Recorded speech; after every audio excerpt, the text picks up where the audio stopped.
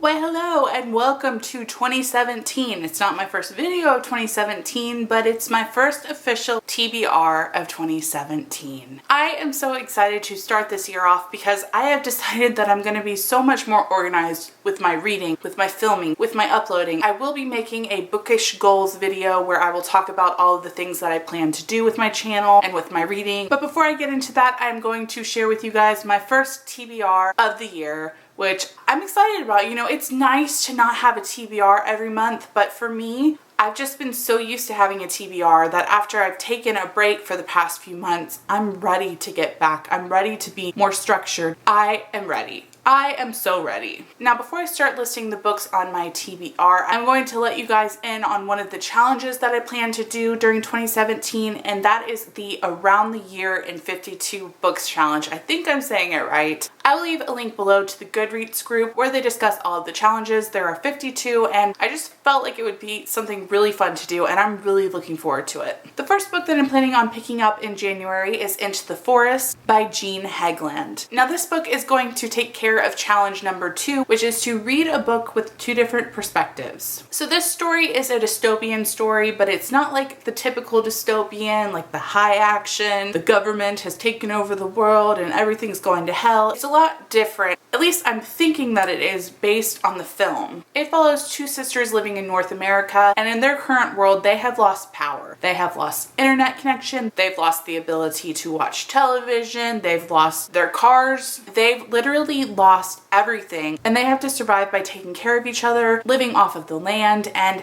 it's just one of the most terrifying things that I can think of possibly happening to the world. I don't know why I'm making myself read this book because of how much it terrifies me, but again, I saw the movie, I loved the movie, and I really want to immerse myself into the story as much as I can, so that's why I decided to pick up the book. The next book that I am picking up is actually a book that I've already started, and it is Big Little Lies by Liane Moriarty. This book is going to take care of challenge 13, which is to read a book recommended by one of your favorite authors. If you can see here, the blurb is by Stephen King, and it says, "A hell of a good book, funny and scary." This is a book that I've been wanting to read for a couple of months now because it is coming out as an HBO series, so I wanted to get this read. I don't really know too much about it except that it follows a group of mothers and just the goings on in a small town. It has scandal, it has murder, it has mystery, and I've just heard that it's got a shocking ending, and that's more than enough to pull me in. I cannot wait to finish this book, and so far I am really enjoying it. The next book that I'm planning to pick up in January is A Light Between Oceans by M.L. Stedman. This is going to cover challenge number 20, which is to read a book that you've owned for a while. I actually purchased this book, a different edition, in my birthday haul last year. So I've owned it for almost an entire year. I did repurchase in the movie tie-in edition because I really wanted it, and also my dog ruined my old edition. But nevertheless, I have known about this story. I have wanted to read this story for a really long time, and I feel like this works perfectly for the category. The story follows a couple who live out in the middle of nowhere by an ocean, and one day a boat floats up on shore, and inside is a dead man and a baby. This couple has wanted to have a baby for a really long time, but they're just unable to conceive, and so they take the baby in, kind of seeing it as a blessing in disguise. And I know that this is going to be an excruciatingly sad story, but I also know that the DVD is coming out, I think, in the 2nd or 3rd week of January. And I want to have it read by then because I want to watch this movie. I love Alicia Vikander and I love Michael Fassbender, and I need to see this movie. So I need to read the book. The next book I'm planning to pick up in January is The Dream Thieves by Maggie Stiefvater. This is going to take care of challenge number 21, which is to read a continuation of a book that you've already read. So I'm taking that to mean like another book in a series that you've started. I spoke about this series in my top 10 of 2016 as well as my December wrap-up video, and I love this series so much. It's so unique, it's so original, it's so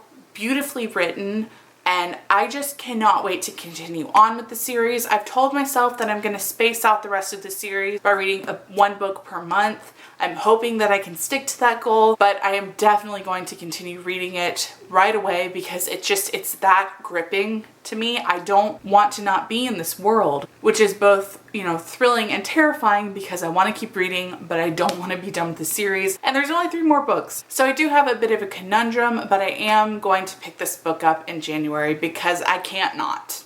I can't not. The next book that I'm going to be picking up in January is Dr. Sleep by Stephen King. This is going to take care of challenge number 19, which is to read a New York Times bestseller. Now, I did mention the previous book to this series, The Shining, in my December wrap-up video, so if you're interested in hearing more, I will link it down below. But I'm just going to go ahead and say that I love The Shining. It's by far my favorite Stephen King so far, and I can't wait to continue on with Dr. Sleep and learn more about where some of the main characters have ended up so many years later. It's going to be amazing.